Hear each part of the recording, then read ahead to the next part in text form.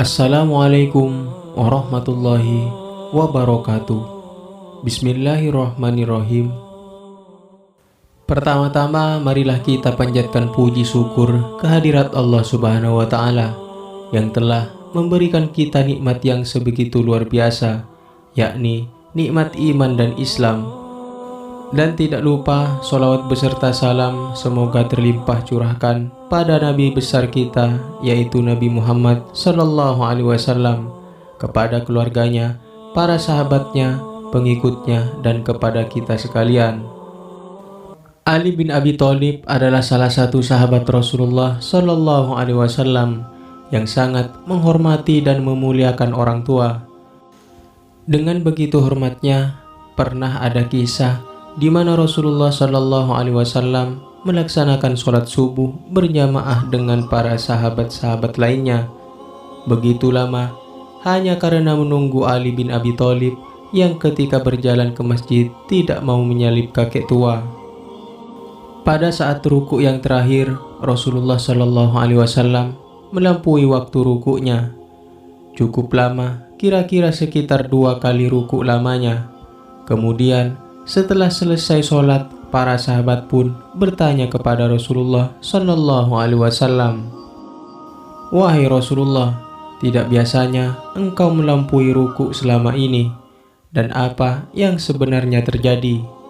Kemudian Rasulullah Sallallahu Alaihi Wasallam pun menjawab, "Ketika aku telah selesai ruku dan hendak segera bangkit dari ruku, tiba-tiba datang malaikat Jibril. Kemudian ia meletakkan sayapnya di atas punggungku, sehingga aku tidak bisa untuk bangkit dari ruku." Lalu para sahabat pun bertanya lagi, "Kenapa terjadi demikian, wahai Rasulullah?" Dan Rasulullah Shallallahu Alaihi Wasallam pun menjawab, "Aku sendiri pun tidak tahu." Lalu malaikat Jibril pun berkata, "Wahai Muhammad, pada waktu itu Ali sedang bergegas menuju masjid untuk berjamaah subuh. Namun ketika di perjalanan ada seorang kakek tua yang berjalan di depannya.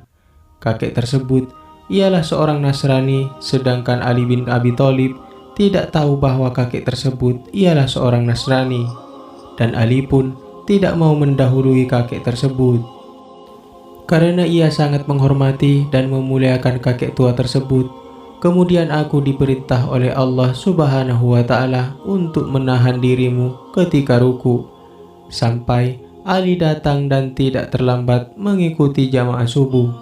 Selain itu, Allah Subhanahu wa Ta'ala juga memerintah malaikat Mikail untuk menahan matahari dengan menggunakan sayapnya, sehingga matahari tidak segera bersinar sampai jamaah selesai. Jadi, saat itu Ali bin Abi Thalib hendak menuju ke masjid untuk melaksanakan sholat subuh berjamaah.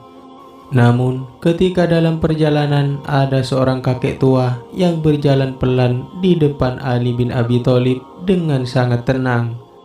Lalu, Sayyidina Ali pun memperlambat kakinya karena ia tidak mau mendahului sebab beliau sangat menghormati dan memuliakan kakek tua tersebut.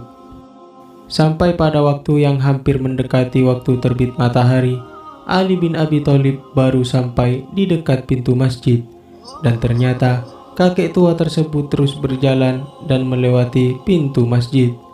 Kemudian Sayyidina Ali pun baru mengetahui bahwa kakek tua tadi bukanlah seorang muslimin, melainkan seorang Nasrani. Pada saat Sayyidina Ali masuk ke dalam masjid, ia melihat Rasulullah Shallallahu Alaihi Wasallam dan jamaah sholat subuh yang sedang dalam keadaan ruku. Waktu itu Rasulullah Shallallahu Alaihi Wasallam memperlama waktu rukunya. Pada rakaat terakhir, kira-kira sekitar 2 kali ruku lamanya.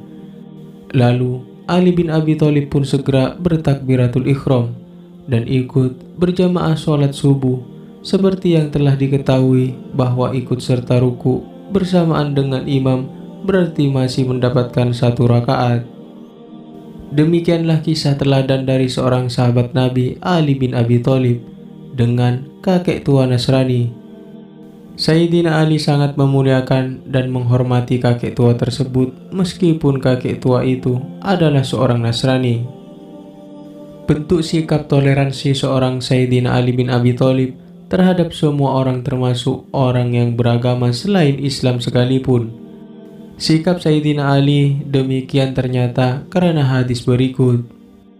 Dari Anas bin Malik radhiyallahu an berkata, Rasulullah Shallallahu alaihi wasallam bersabda, sesungguhnya Allah memandang wajah orang tua renta di pagi dan sore seraya berfirman, wahai hambaku, usiamu telah tua, kulitmu telah keriput, tulangmu telah keropos, ajalmu telah dekat dan tibalah waktu kedatanganmu kepadaku.